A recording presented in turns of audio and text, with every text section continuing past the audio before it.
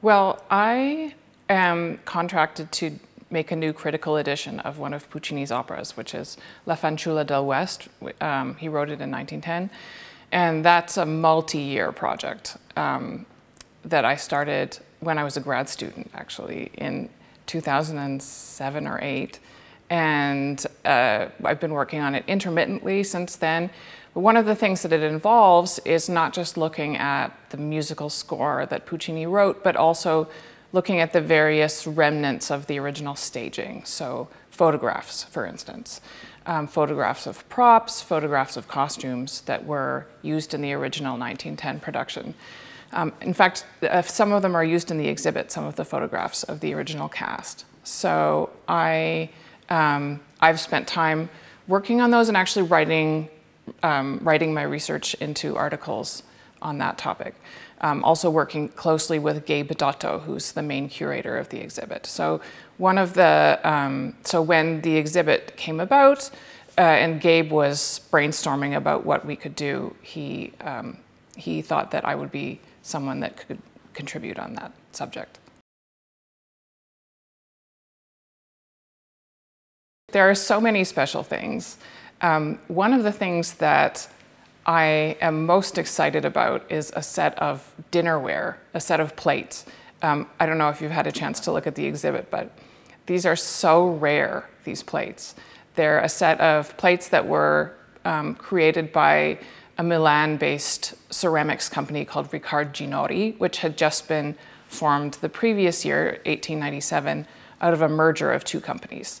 And the owner of the company, Augusto Ricard, was on the board of Ricordi.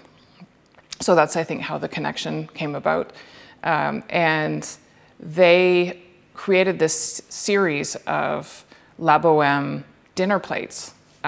I don't think they created that many, and I don't know that they necessarily sold all that well. There are only very isolated remnants of this series, but the exhibitors managed to acquire a complete set of the plates, and they're part of the exhibit downstairs, and they have the original costume designs on them. It's so amazing to be able to see them in the flesh, as it were.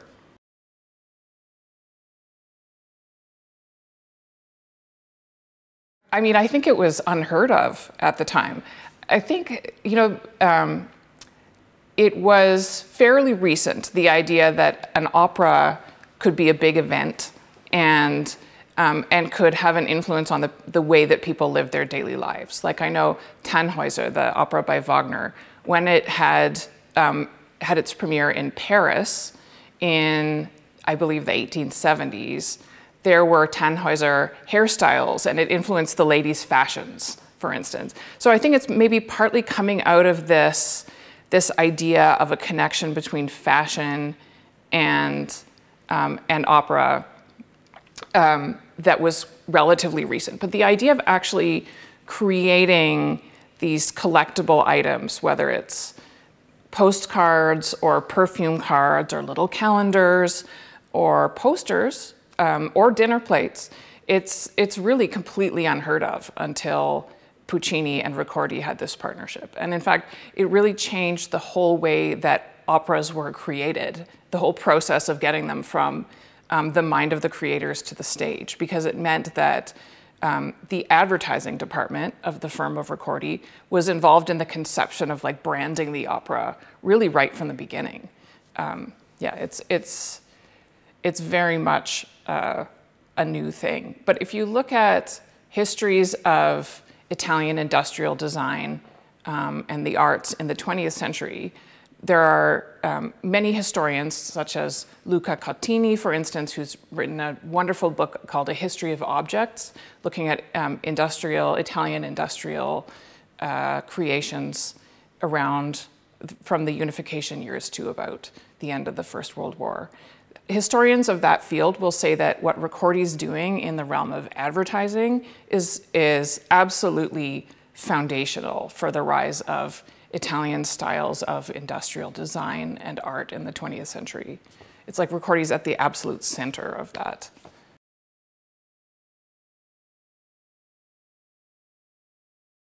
there's, you could say, a kind of consumer aesthetic already in the operas themselves, in some of them. So La Bohème is the most famous, maybe Puccini's most famous opera now. And there is a very prominent scene of shopping in that opera where the heroine, Mimi, really wants to get this pink bonnet and she can't afford it. And Rodolfo, the tenor, buys it for her. And the acquisition of that bonnet, which then becomes a recurring theme throughout the rest of the opera, is absolutely central to the way the opera creates its meanings. So there are examples I could give you from Madame Butterfly, for instance, as well. She carries around, her sleeves are full of these kind of beautiful luxury objects. So I think even prior to the involvement of the advertising department, there's a way that these operas are imbricated in a kind of consumerist ideology.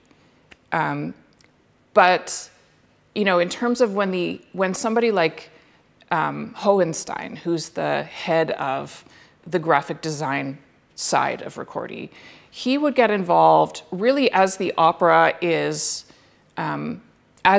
being engraved. He would start to look at the characters and think about the visual aesthetics of the opera, and generate like costume designs, which then go onto the stage. He would generate stage designs, which influence like how the sets would look, for instance. But then these same designs are being used for the posters and the postcards and all the advertising of the opera. It's absolutely unprecedented that these things would be coming from outside of the theaters themselves, would be coming from a business, basically.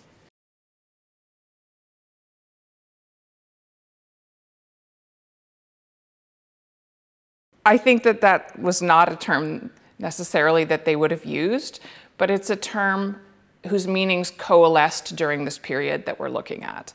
And if you think about what a brand does in the market, it gives a kind of continuity over time, but also variation, right? And in the centrality of Puccini himself to these marketing campaigns, the centrality of his name and the centrality of his image, and also what we might call like a cult of Puccini himself, the things that he liked, the pursuits that he had, his fancy cars, his fancy cigars, his fancy hunting rifles.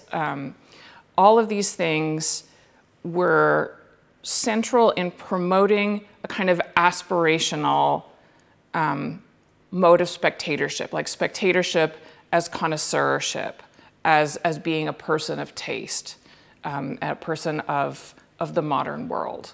So I think that they would not have used what we would call like anything like modern marketing language. These things would not have cohered into strategies for them necessarily. I think that a lot of what they were doing was completely experimental. And some of the experiments didn't take, like the plates, right? They didn't work. Some of them, like the posters, did. They traveled. They became sort of part of the vernacular of modern opera. But it was really much, it was a lot like throwing spaghetti noodles at a wall until something sticks, so it was very much in the realm of experiment.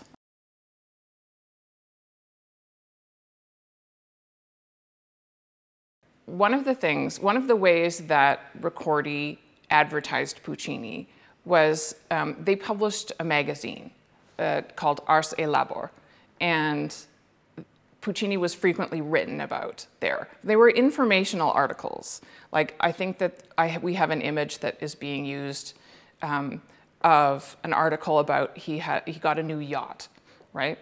And he named it the Cho-Cho-san, which is the name of the character Butterfly in Madame Butterfly. And there's an article about who made the yacht and how beautiful it is and how luxurious it is and how the company presented it to Puccini. And it presents itself as information, like it's an informational piece, but it's also advertising, right? It's a kind of advertising that masks its status as advertising that instead becomes about knowledge and connoisseurship. Now, if you look ahead to how, for instance, top-of-the-market pianos are advertised now, something like Steinway or Bechstein, you know, they don't have commercials. They don't have television commercials. You don't see a commercial for a Steinway before you watch a YouTube video or something like that. What you do get, though, are these kind of little documentaries about, like, this is how the wood is made, and this is the curve of the piano. This is the spruce is coming from islands off the coast of Alaska, but only the north side of the island because there the grain is fine. The grain of the wood is finer. So, or for instance, I know about a documentary that Bechstein is making around their pianos. That's very much, it's a history of a Bechstein piano that was used in a London recording studio. So if you hear Elton John playing the piano on some of his recordings from the 70s, he's playing on this Bechstein. So it's advertising, right? That's how they advertise. It's through these kind of promotional discourses that fuse connoisseurship with a kind of expertise in world-class design. And in many senses, they function to conceal the explicit exchange aspect of it, because there's nothing more vulgar than outright solicitation, right? So yeah, I think, like, if you look into the ways that top-of-the-market musical instruments or symphony series, for instance, or opera patronage, like how these things are advertised, it's very much coming out of many of these things that Ricordi was using, many of the techniques that Ricordi was using to market Puccini's operas. And they were novel.